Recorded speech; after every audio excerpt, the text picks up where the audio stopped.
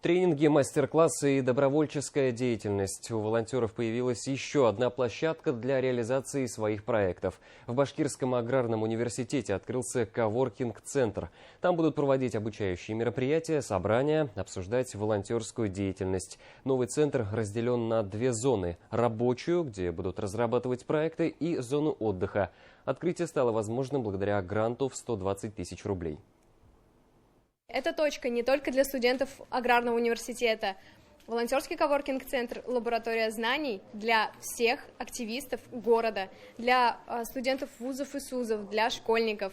Мы готовы видеть здесь каждого, и по всем вопросам они могут обращаться ко мне. На сегодняшний день у нас в республике более 300 волонтерских организаций, в том числе во всех высших учебных заведениях у нас есть волонтерские центры.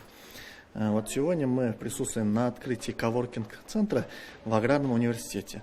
Таких коворкинг-центров пока еще очень мало в вузах, но они очень нужны для волонтеров.